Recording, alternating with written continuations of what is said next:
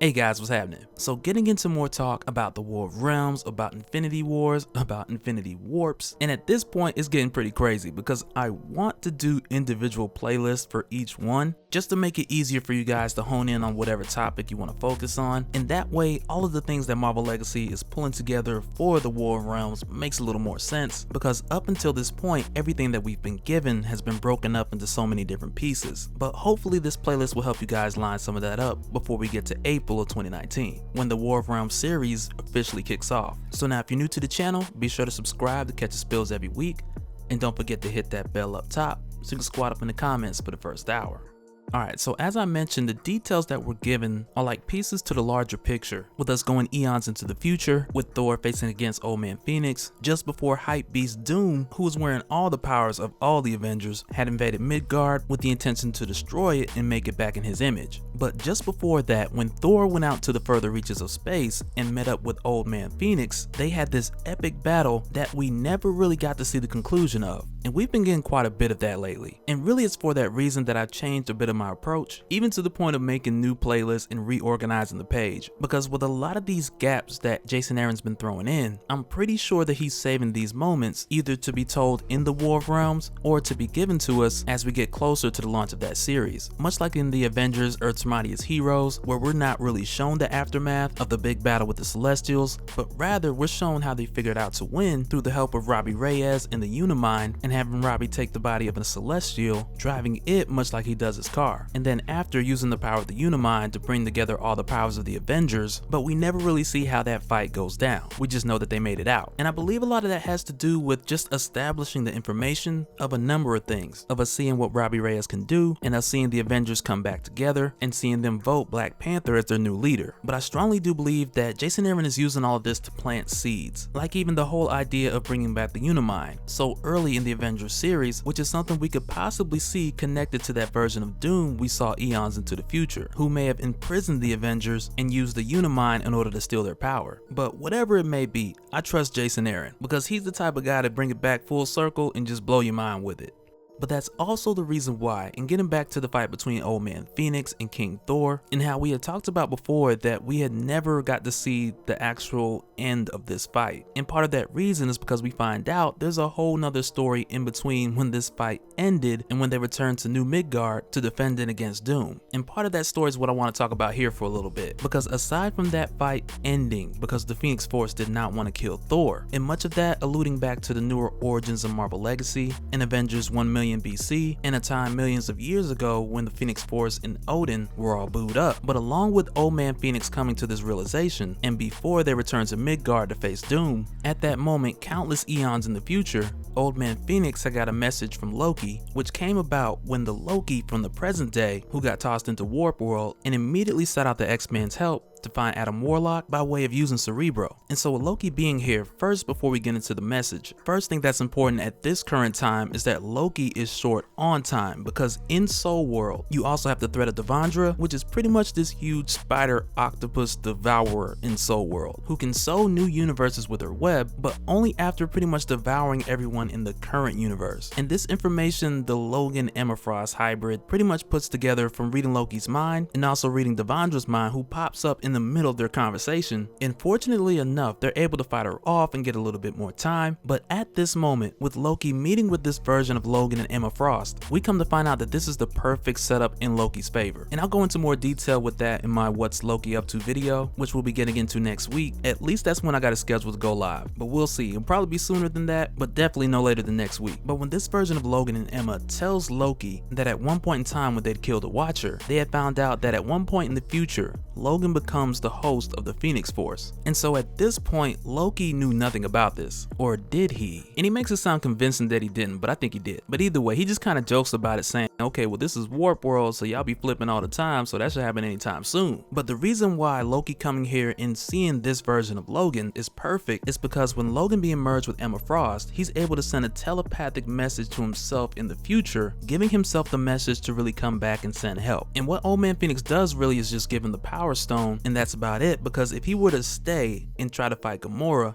that would just make a bigger time mess than anybody wants to deal with. But one of the things I would have to say I believe is very important about Old Man Phoenix coming back at this time is that there is a chance, just a chance, that with Loki knowing this and going forward into the future with this knowledge, it's very possible that he used this information to know when to strike Ego, the Devourer of Worlds, because he knew for this brief moment that two of the most powerful entities left in the future, being Old Man Phoenix and King Thor, they will be out of the picture for a brief time, and this will be his moment to strike and take the Necro Sword from Ego. And that's just my thoughts, just a possibility. But with Old Man Phoenix not being able to stay too much longer, he gives Loki the Power Stone and begins to go on his way. And when he does this, just before he leaves, Loki asks Old Man Phoenix to separate Emma and Logan since he won't be able to stick around and help. And I'm pretty sure had he not done this, with them still getting the stone to Adam Warlock, they still would have eventually fixed everything. But just thinking of the possibility of them staying merged at least up until the time where Logan got the Phoenix Force, just to see the Diamond Logan Phoenix Force thing, that just would have been something crazy. But the universe has its plans, and that of course was not part of them. But before Old Man Phoenix leaves, the thing that kind of gives us the indication of what point in time it was that he's coming from is the fact that he comes here, one, with King Thor, and also the fact that Old Man Phoenix is still alive. Because prior to Thor flying to the edges of the universe, which took place countless eons in the future, King Thor knew nothing about Wolverine having the Phoenix Force. And when he met Old Man Phoenix, this was him seeing him for the first time like this. But another reason why we know this happened in between this window is because when King Thor and Old Man Phoenix returned to New Midgard, still eons into the future, it was there when Old Man Phoenix sacrificed himself in order to give King Thor the power to defeat Doom. So like I said earlier, it's like pieces of the puzzle getting put together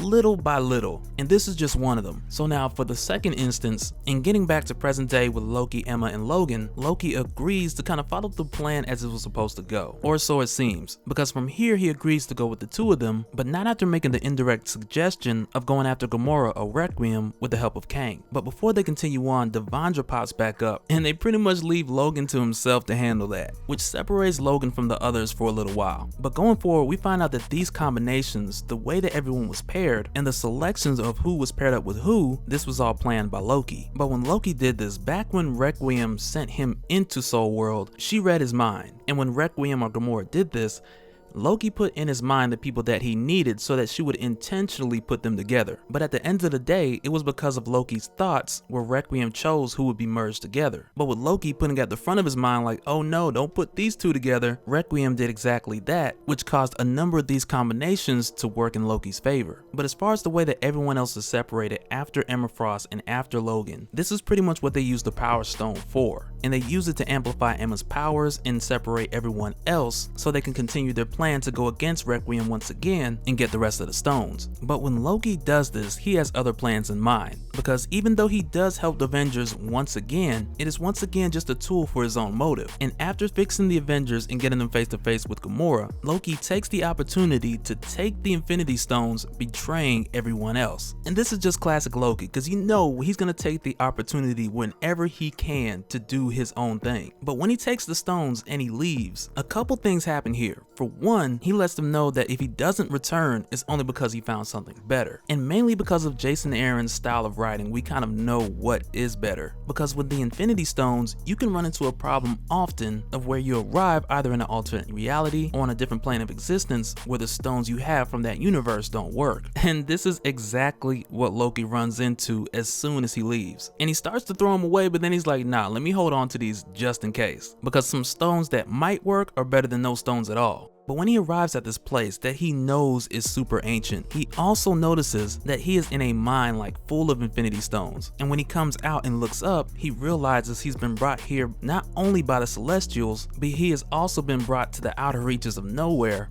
beyond the limits of pretty much any universe, where the Celestials had brought him pretty much for payback on releasing the final host that we had talked about earlier, that came back, beating down Celestials and washing through the Avengers up until the point that they got Robbie Reyes in the combination of the Unimind. But it's here that we also find out that the Celestials had also been getting help from someone else who is over eons of years old. And that's Wolverine. And so Loki, for one, like many of you guys probably are, is just like, how? what? But this version of Wolverine, who exists all the way out here with the Celestials, he's already eons of years old, he already has the Phoenix Force, and he tells Loki, who thinks he's about to be executed by the Celestials, that Logan had made a deal with them. And their deal was pretty much, if Logan takes out the Horde infection, then they'll hand him Loki. But when they bring Loki here, Logan has no intention of following on his side of the deal. And I'll go into more details about everything with the Dark Celestials and the Horde infection on my Infinity Wars playlist, so keep an eye out for that. But Logan, as he mentions here, he has no intention of going to help out, which was the deal that he made with the Celestials, but instead he gets them to bring him Loki because he is needed for key elements of events that are yet to come within the War of Realms. And so pretty much at this point where Phoenix Wolverine goes in on the Celestials, it's Loki's cue to get out of here, which pretty much shouldn't be a problem for Loki because when he was in Soul World, he didn't have access to the Bifrost. And we know this because when he was in there, he told Emma Frost that he cannot access the World Tree, which is why for the most part, Loki needed other means of transportation throughout the events of Infinity Wars while he was in Soul World. But that'll do it for this one, guys. And at this point, we still don't know the exact moment when Wolverine got the Phoenix Force, which I do believe will be closer towards the destruction of Earth, which we'll probably see in either Jason Aaron's current Thor series or later on in the War of Realms. But until then, we'll continue to tie the different clues together, which are coming a bit closer with the present day Wolverine being separated from the others and us getting a glimpse of the future Wolverine that's eons older but not quite Old Man Phoenix quite yet. Hopefully that turns into a series on its own. But that'll do it for this one, guys. Let me know your thoughts down in the comments and we'll do it again in the next one. Alright, later.